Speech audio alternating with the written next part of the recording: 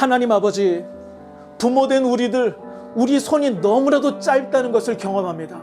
지금 이 시대 하나님 우리의 자녀들을 세우지 않는다면 다음 세대를 기대할 수 없다는 것을 우리로 하여금 깨닫게 하여 주시고, 이 마지막 때 우리에게 주신 시대적 사명을 감당할 수 있는 하나님의 백성들이 되게 하여 주옵소서.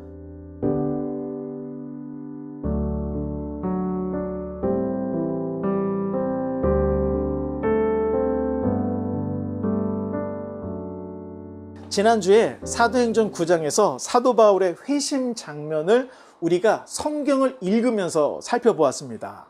이 사도 바울은 다메섹에서 사흘 동안, 그리고 아라비아에서 한 3년의 시간을 보낸 후에 다시 다메섹으로 들어와 복음을 증거하고 이제 예루살렘을 방문하려고 했던 내용들을 우리가 이미 살펴보았습니다. 그 후에 사도행전의 초점은 베드로에게 돌아가서 베드로를 통해서 이방인들에게 어떻게 복음이 전해지는지를 우리에게 보여주고 있습니다. 이제 사도행전 9장 32절로 35절의 말씀입니다.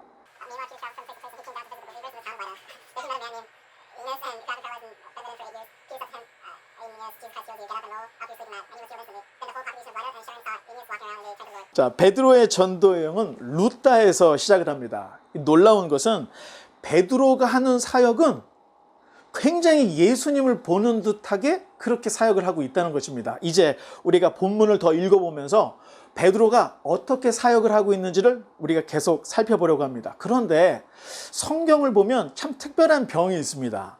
중풍병 환자들이 성경에 참 많이 나오는데 이것이 지역적인 특성이 아닐까 이런 생각을 합니다. 왜냐하면 유대인들이 살고 있는 이 가나안 땅을 하나님이 젖과 꿀이 흐르는 땅이라고 말씀을 해주셨는데 그 땅에는 식물이 굉장히 귀합니다. 야채가 귀합니다. 그러니 육식을 주로 하다 보니 고혈압, 그 다음에 중풍병 환자들이 굉장히 많은 것을 볼 수가 있습니다. 자, 이런 것들을 참고하면서 성경을 보면 우리가 성경을 이해하는 데 굉장히 도움이 됩니다. 이제는 36절로 39절의 말씀을 또 읽어주시기 바랍니다.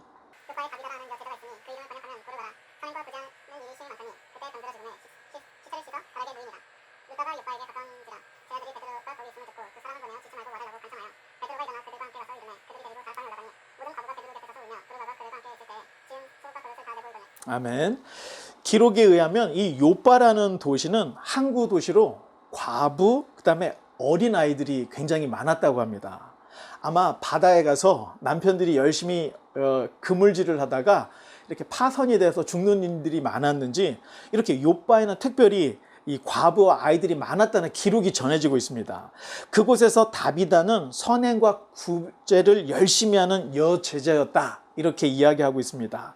이 다비다는 아람어이고 도르가는 헬라어로 사슴이라는 뜻을 가지고 있습니다. 이 다비다는 이 손수 옷을 만들어서 가난한 사람들에게 나누어 줬던 것으로 보여지는데, 지금은 그렇지 않지만 과거에는 손으로 다 옷을 만들었기 때문에 겉옷 속옷을 손으로 만드는 건 쉽지 않고 만든 것을 선물로 주는 것도 쉽지가 않은 그런 상황을 고려해 보면 이 다비다라고 하는 여제자는 그야말로 선행과 구제를 열심히 했던 분이구나, 우리가 이렇게 볼 수가 있습니다. 이 요빠 사람들은 다비다의 죽음이 너무 아쉬워서 장례를 치르지 않고 루다에 있는 베드로를 초청해서 간청하기로 이렇게 결정을 했던 것 같습니다. 공동체 안에서 저와 여러분의 역할은 이 다비다와 같이 선행과 구제하는 일입니다. 사람이 있으나 없으나 별 의미가 없거나 또 그렇게 기억을 하지 못한다면 전혀 영향력을 미치지 못하고 있는 것입니다. 40절로 43절의 말씀을 천천히 읽어주시기 바랍니다.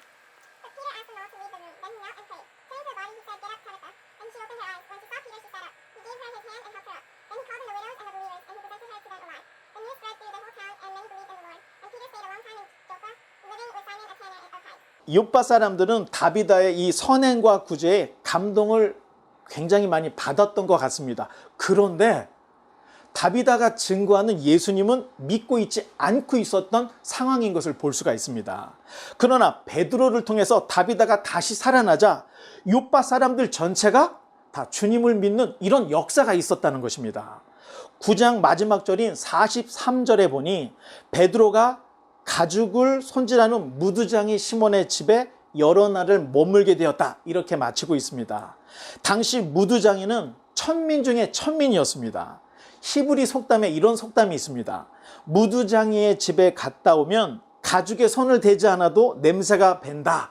이런 속담이 있을 정도로 그때 당시에 이 무두장이가 그렇게 대접을 받지 못했던 상황인 것을 볼 수가 있습니다. 그런데 하필 베드로가 요바에서 가장 누추한 무두장이 시몬의 집에 여러 날을 머무르고 있다는 것입니다. 베드로의 전직은 어부였습니다. 어부도 이 비린내가 만만치 않은 직업이었습니다. 초대교회 수장이었던 베드로가 이 가장 누추한 무두장이의 집에서 여러 날을 머물렀다는 의미는 당시 주도권을 잡고 있던 종교 지도자들과는 대비되는 모습을 우리에게 보여주고 있는 것입니다. 예수님께서도 이렇게 높아지는 곳을 찾아다니는 것이 아니라 가난한 자를 찾으러 다니시고 가난한 자들의 친구가 되어졌던 모습을 본다면 믿음을 갖고 하나님 나라를 바라보는 사람들은 구제와 선행, 가난한 자의 친구가 되는 것이 당연하다. 이런 교훈을 얻을 수가 있습니다. 어부 출신 시몬 베드로가 무두장이 시몬의 집에 머무르는 곳으로 부장을 마치고 있습니다. 제가 볼 때 이 문학적으로 누가의 이 글솜씨가 매우 아름답고 미려하고 또 이렇게 좋다는 것을 느낄 수가 있는데 이 베드로의 본명도 시몬이었습니다. 이 무두장이도 시몬이죠.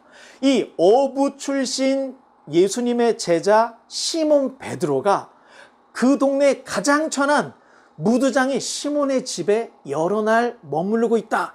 이런 이야기로 9장을 마치고 있는데 참 아름답게 글을 쓰고 있다. 이런 생각을 갖습니다. 이제는 10장 1절로 이제 들어가겠습니다. 한번 읽어주시기 바랍니다. 아멘. 감사합니다. 이 가이사랴는 가이사의 도시란 뜻의 도시 이름입니다. 이 가이사랴는 헤롯이 로마 황제 가이사에게 아부를 하려고 인위적으로 만든 항구 도시였습니다. 이곳이 사실상은 팔레스틴 그리고 시리아를 통치하는 로마의 총독부가 있었던 곳입니다. 이 고넬료는 코넬리우스라고 하는 말을 우리말로 음력을 해서 고넬료라고 기록을 했습니다. 이 성경의 지명, 인명의 이름들을 조금만 고치면 성경이 세계사와 함께 가고 있다는 것을 볼 수가 있습니다. 사실 고대의 그 제국이었던 페르시아 제국을 우리 성경은 바사라고 기록을 하고 있으니 페르시아하고 바사가 같은 국가라는 것을 인식을 못합니다. 또 페르시아의 초대 황제였던 이 키루스를 우리 성경에서는 고레스라고 이야기를 하고 있습니다. 또 지명에 있어서도 지중해의 섬나라 키프로스, 이 사이프러스를 우리 성경은 구브로라고 이야기를 하고 있으니 이 키프로스, 사이프러스와 구브로가 같은 지역이라는 것을 우리가 잘 생각을 못할 때가 있다는 것입니다. 그러니 성경과 세계사가 연결이 안 돼서 마치 우리 성경은 해리포터 이야기처럼 딴 나라 아니면 딴 세상 이야기처럼 착각을 한다는 것입니다. 하지만 성경은 소설이나 픽션이 아니기 때문에 인명, 지명, 역사를 매우 중요하게 기록을 담고 있다는 것입니다. 성경에서 인명, 지명, 역사를 빼면 성경 전체의 5분의 1이 날아갑니다. 그런데 그럼에도 불구하고 지명, 인명, 역사를 담고 있는 것은 성경이 우리의 삶 속에서 역사하셨던 하나님의 발자취를 담고 있기 때문에 이 모든 정황들을 다 기록을 하기 위해서 인명, 지명을 다 기록을 하고 있다는 것입니다. 당시 백부장들은 오늘날의 군대의 한 장교쯤으로 생각을 하면 됩니다. 백부장 고넬료는 그 이름만으로도 뼛속까지 로마 사람이구나 하는 것을 알 수가 있습니다. 그 이유는 로마의 공화정 때 전체 집정관의 30%가 다 코넬리라는 이름을 쓰고 있는 것을 볼 때 그렇다는 것입니다. 그러면 고넬료, 이 코넬리우스라는 사람은 분명히 이 코넬리 집안의 명문가 출신이라는 것입니다. 이렇게 로마의 백부장이 이 팔레스틴까지 와 있는 것은 앞으로의 출세를 위해서 군대에 들어갔던 것이고 군대에서 지금 이 백부장 역할을 하고 있는 것으로 이렇게 생각을 하면 됩니다. 이제 2절의 말씀을 또 한번 읽어주시기 바랍니다. 아멘. 백부장 고넬료는 유대교에 정식으로 입교한 유대교 신자가 아니었습니다. 정식으로 입교를 하려면 할례를 행해야 되는데 다음 장 사도행전 11장 3절을 보면 고넬료는 무할례자였다 이런 이야기가 나오는 것으로 볼 때 이 백부장 고넬료는 신을 구하고 찾고 있는 구도자였구나 이렇게 이해할 수가 있습니다. 이 유대인들에게 있어서 3대 의가 있습니다. 첫째는 구제, 둘째는 기도, 세 번째는 금식입니다. 그런데 오늘 본문의 백부장 고넬료가 이 구제와 기도를 항상 했다 이런 말씀으로 우리에게 기록을 하고 있습니다. 이런 점에서 보면 백부장 고넬료는 유대인들에게 환심을 사려고 경건한 척을 했던 것이 아니라 진심으로 하나님을 찾고 찾은 구도자였구나 이런 것을 우리가 느낄 수가 있다는 것입니다. 이제 좀 깁니다. 3절로 8절의 말씀을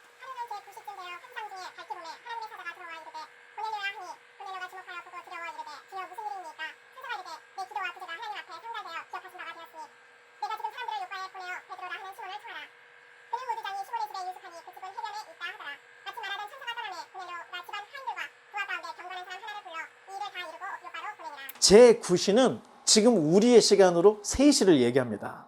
유대인들은 다니엘 선지자 이후에 하루에 3번씩 기도하는 이 습관을 계승을 해오고 있는 것으로 보여지는데 이 백부장 고넬료는 유대인도 아니고 유대교에 입교한 사람도 아니었음에도 불구하고 이렇게 기도 시간을 찾아서 기도하는 모습을 볼 수가 있습니다. 본문 4절에 천사의 말에 네 기도와 구제가 상달되어 기억하신 바가 되었다. 기도와 구제의 균형이 필요하다는 것입니다. 오늘날 기독교가 사회 지탄을 받는 이유 중에 하나는 기독교가 너무 이기적이다 이런 지탄을 받고 있습니다. 복 달라고 열심히 기도하면 분명히 하나님은 그 기도를 들으시고 복을 주십니다. 그런데 정작 하나님께서 복을 베풀어 주시면 탕감받은 자가 빚진 자에게 인색한 것처럼 이웃을 돌아보지 않기 때문에 사회에서 기독교를 지금 외면을 하고 있는 모습들을 발견할 수가 있다는 것입니다. 우리가 정말로 주님의 제자가 되기를 원한다면 교회 주변에는 굶는 사람이 있어서는 안 됩니다. 또 더 우리가 세부적으로 봤을 때는 여러분이 살고 있는 집 주변에서 굶는 사람이 있으면 안 된다는 얘기입니다. 또 좀 더 깁니다. 9절부터 16절까지의 말씀을 천천히 또 읽어주시기 바랍니다. 이튿날 그들이 길을 가다가 그 성에 가까이 갔을 그때 베드로가 기도하려고 지붕에 올라가니 그 시가 언제 익히더라. 그가 시장을 먹고자 하매 사람들이 준비할 때에 황홀한 중에 하늘이 열리며 한 그릇이 내려오는 것을 보니 큰 보자기 같고 네 길을 내어 땅에 드리웠더라. 그 안에는 땅에 있는 각종 네발 가진 짐승과 기는 것과 공중에 나는 것들이 있더라. 또 소리가 있되 베드로야 일어나 잡아먹어라 하거늘 베드로가 이르되 주여 그럴 수 없나이다. 숫대고 깨끗하게 하는 것을 내가 결코 먹지 아니하였나이다 한데 또 두 번째 소리가 있되 하나님께서 깨끗하게 하신 것을 내가 숫대가 하지 말라 하더라. 이런 일이 세 번 있은 후 그 그릇이 곧 하늘로 올려져 가니라. 참 재미있는 것은 주님께서 보여주시는 기도 응답 내지는 환상은 우리의 상황과 기억에서 동떨어지지 않게 주신다는 얘기입니다. 참 재밌습니다. 사람 대접하기를 좋아했던 아브라함은 사람의 모습으로 하나님을 만났습니다. 또 절망에 놓여있던 야곱은 천사의 모습으로 하나님을 만나는 모습을 보여주고 있습니다. 모든 것을 다 접고 평범한 목동으로 돌아갔던 모세는 광야에서 가장 평범한 가시떨기 불꽃 가운데서 하나님을 만나게 되었고 치러야 할 전쟁을 앞둔 여호수아에게는 여호와의 군대 장관의 모습으로 하나님이 만나 주시더라는 것입니다. 그렇다면 저와 여러분은 사람으로 이 땅에 오신 예수 그리스도 하나님의 아들을 만나야 한다는 것입니다. 베드로 또한 하나님의 뜻을 전달해주는 이 전령 천사를 만남으로 하나님의 뜻을 전달받는 내용을 담고 있습니다. 식사를 기다리던 베드로는 율법에 명시되어 있는 정한 음식 그리고 부정한 음식의 환상을 보고 하나님께서 깨끗하게 하신 이 부정한 음식을 먹어야 한다는 묘한 환상을 보는 내용을 우리가 본문에서 읽었습니다. 이제 다음으로는 17절로 23절의 말씀을 또 천천히 읽어주시기 바랍니다.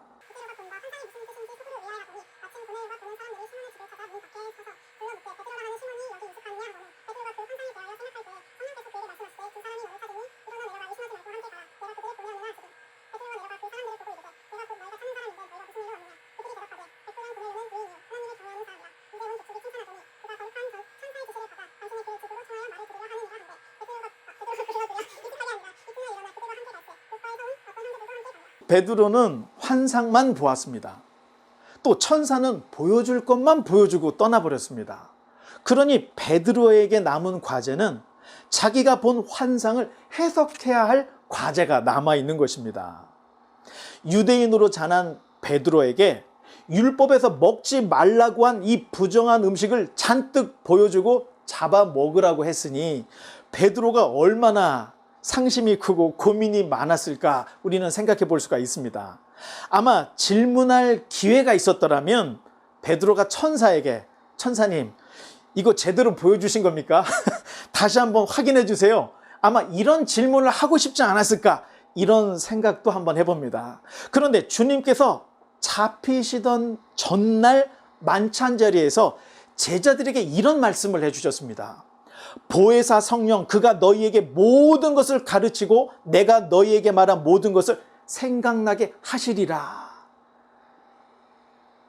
성령님께서 그 환상의 의미를 알게 해 주실 텐데 이제 말이 아닌 사건 속에서 그것을 깨닫게 하는 장면이 이제 본문에 나올 것입니다. 이제 24절로 29절의 말씀을 또 읽어주시기 바랍니다.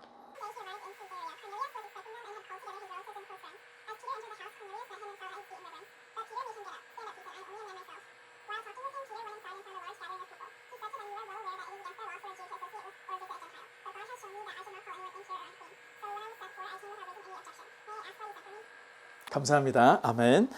사실 오늘 읽었던 내용은 이 베드로와 고넬료가 만나는 장면을 지금 기록을 하고 있습니다. 사실 당시에 로마 군대 백부장이라고 하면 유대인들이 함부로 대할 수 있는 사람은 분명히 아니었습니다. 그런데 고넬료는 베드로를 보자마자 마치 하나님을 대하듯이 엎드려 절을 하고 있는 모습을 보여주고 있습니다.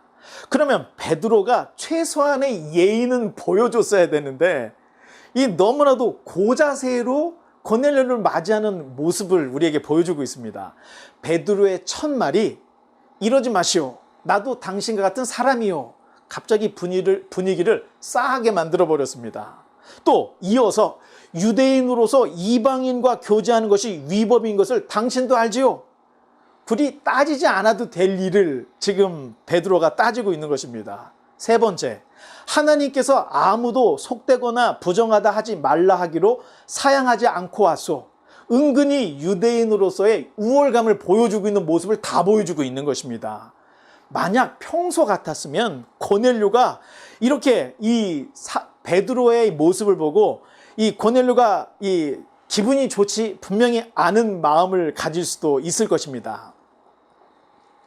그럼에도 고넬료가 왜 자기가 베드로를 초청했는지 그 이유를 이제 설명하는 내용을 우리가 함께 읽어볼 텐데 30절로 33절의 말씀입니다.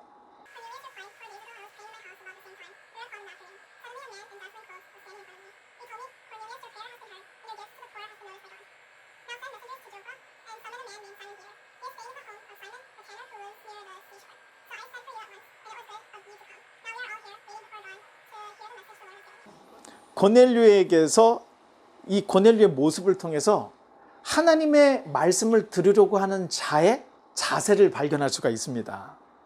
33절 하반절에 보니 우리는 주께서 당신에게 명하신 모든 것을 듣고자 하여 다 하나님 앞에 있나이다. 이런 얘기를 식민지의 어부 출신 베드로에게 고넬료가 하고 있는 것입니다. 만약 고넬료가 베드로에게 감정이 상해서 이런 무례한 자가 있나? 당장 쫓아버려! 이렇게 했으면 지금까지 고넬료가 했던 구제와 기도의 모든 일들은 그냥 끝장나고 말았을 것입니다. 그런데 고넬료와 그의 권속들은 철저히 구도자적인 입장에서 베드로를 하나님처럼 생각하고 진리를 듣고자 하는 이 숙이고 또 머리를 조아리는 이런 모습을 보여주고 있다는 것입니다. 계속해서 34절로 35절의 말씀을 읽어보겠습니다.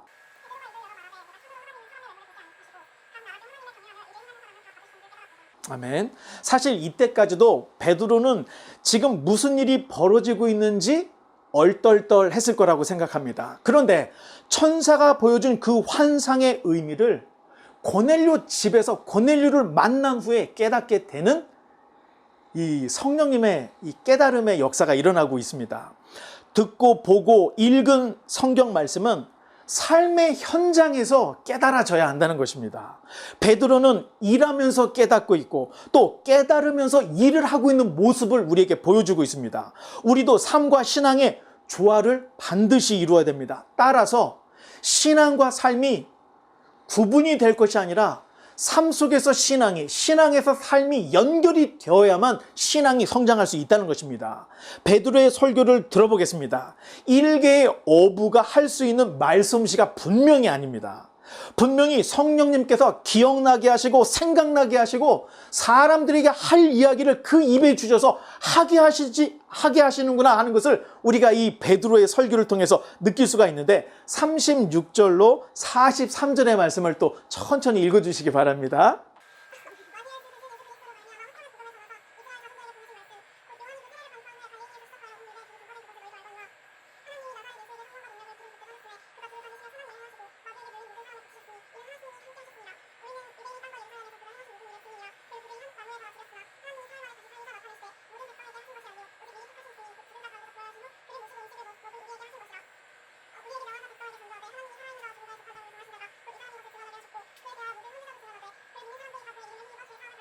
베드로의 설교를 들어보니 마치 살아생전에 예수님의 이 육성을 듣는 듯한 이런 설교를 하고 있는 모습을 발견할 수가 있습니다.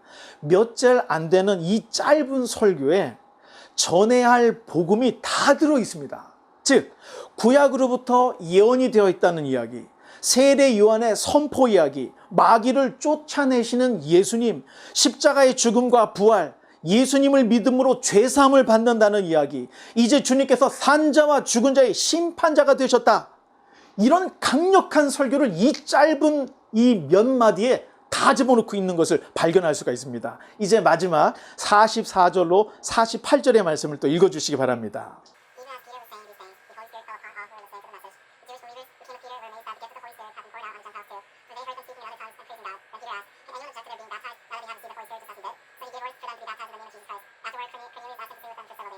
아멘. 성령님이 임하시는 기록이 이 사도행전에 한 4번 정도가 기록이 되어 있습니다. 사도행전의 2장에 기도할 때 성령님이 임하셨습니다. 그리고 사마리아 성에서 베드로와 요한이 안수할 때 임하셨고, 또 오늘 읽었던 고넬료 집에서 베드로가 설교하는 중에 성령님이 임하셨습니다. 그리고 사도행전 19장으로 가보면 사도 바울이 에베소에서 안수할 때 이렇게 4번에 걸쳐서 성령이 임재하는 내용을 우리에게 전해주고 있습니다. 꼭 기억해 두어야 할 것은 예수님께서 말씀하신 대로 예수님의 제자들에게 임하신 성령님, 그리고 유대인들에게 임하신 성령님, 이방인들에게 임하신 성령님, 오늘날 우리에게 임하시는 그 성령님은 한 분이라는 것입니다. 그리고 동일한 분이라는 것입니다. 2000년 전부터 창조 이래부터 살아계신 그 성령님이 백성들에게 임하셨고 지금도 우리에게 동일하게 임하시고 계시다는 것을 우리는 잊지 말아야 합니다. 그리고 나중에 우리가 고린도전서를 대할 때 방언에 대한 이야기를 하겠지만 사도행전에서 말하고 있는 방언과 고린도전서에서 말하고 있는 방언이 약간 다르다는 것을 생각해야 합니다. 사실 방언에 대한 이야기를 좀 더 심도 있게 이야기하고 싶지만 지금 더 급한 전염병 시대에 교회들이 와해되고 있는 문제를 이야기를 해야 합니다. 기독교는 로마 시대에 약 250년간 십자의 박해를 이겨냈습니다. 그런데 지금 전염병으로 인해 큰 교회나 작은 교회나 지금 다 흔들리고 있는 이런 모습들을 발견할 수 있습니다. 사실 작은 교회들은 이미 다 정리가 되고 있는 중이고 앞으로 작은 교회들은 더 어려워질 것이라고 예상을 하고 있습니다. 큰 교회 다니는 분들은 이런 생각을 합니다. 이 어려우니까 작은 교회들은 얼마나 힘들고 다 없어지겠구나. 큰 교회는 괜찮을 거야 라고 생각을 하지만 시간차가 있겠지만 결국은 같은 길을 갈 수밖에 없다는 것을 알아야 한다는 것입니다. 큰 교회든 작은 교회든 전염병 시대에 역할을 하지 못하는 것은 마찬가지입니다. 지금은 흩어져서 지역 작은 교회들을 다시 살려야 할 때라는 것을 한 번은 돌이키고 생각해 봐야 합니다. 큰 교회는 넘쳐나고 작은 교회는 말라 비틀어지는데 성도들은 편안하고 안락함만을 찾으면 안 된다는 것입니다. 주변에 있는 젊은 부목사들, 흩어져 있는 작은 개척교회들을 찾아가서 이 건실한 교회를 세우는 일에 우리가 지금은 힘써야 할 그러한 때라는 것입니다. 나중에 장래 치러질 교회를 찾고 있다면 그것은 시대를 분명히 잘못 읽고 있는 것입니다. 2020년 3월에 갤럽에서 이런 발표를 했습니다. 지금 2020년 3월에 조사한 내용을 봤을 때 미국인의 50%가 종교에 관심이 없다고 합니다. 2005년부터 미국 이민은 많이 줄어들어서 지금 오히려 한국으로 오히려 이민을 가려고 하는 분들이 많은 것을 볼 수가 있습니다. 문제는 지금 남아있는 미국에 있는 1세대 이민 교회들입니다. 그런데 우리의 자녀들이 1세대 한인교회는 잘 나가려고 하지 않고 있다는 것입니다. 더군다나 더 큰 문제는 이 자녀들이 미국 교회도 나가지 않고 있다는 것입니다. 가정마다 부모와 자녀 간의 이 대화가 원활하지 않은 것을 볼 수가 있고 세대 간에도 골이 굉장히 깊다는 것을 우리는 주변에서 얼마든지 멀리 갈 것도 없이 우리 가정에서도 발견할 수가 있습니다. 미국에 있는 한인 1세대 교회 평균 연령이 60에서 65세 정도가 되고 있습니다. 결국 지금 조치를 취하지 않으면 작은 교회를 시작으로 큰 교회까지 피할 수 없는 어려움을 분명히 당하게 될 것입니다. 더 큰 문제는 영어와 한국어를 쓰는 1.5세대, 2세대 사역자들이 교회 사역을 다 포기하고 지금 회사로 가고 있다는 것입니다. 이 일은 너무나도 심각한 상태라는 것을 우리가 빨리 파악을 해야 한다는 것입니다. 이미 미국은 선교 국가가 아니라 이제는 선교를 받아야 할 선교지가 되었던 것을 우리 주변에서 얼마든지 볼 수 있습니다. 내 자녀도 그리스도께 제대로 인도하지 못하고 우리가 선교를 한다. 이것은 조금 더 우리 자신을 돌아봐야 한다는 것입니다. 이제 말씀의 결론을 맺겠습니다. 성령님은 사람을 통해서 역사를 하십니다. 우리가 음출이면 복음은 정체되어 있고 고인물은 반드시 썩게 된다는 것입니다. 바라기는 바이블 하우스가 이 어려운 시대에 자녀들의 신앙의 대안처가 되어서 다음 세대를 이끌 수 있는 참신한 리더들을 길러내므로 정말로 이 마지막 시대에 교회를 세우고 진리의 빛을 높이 세울 수 있는 이 사역을 감당할 수 있는 저와 여러분 되시기를 주님의 이름으로 간절히 축원합니다.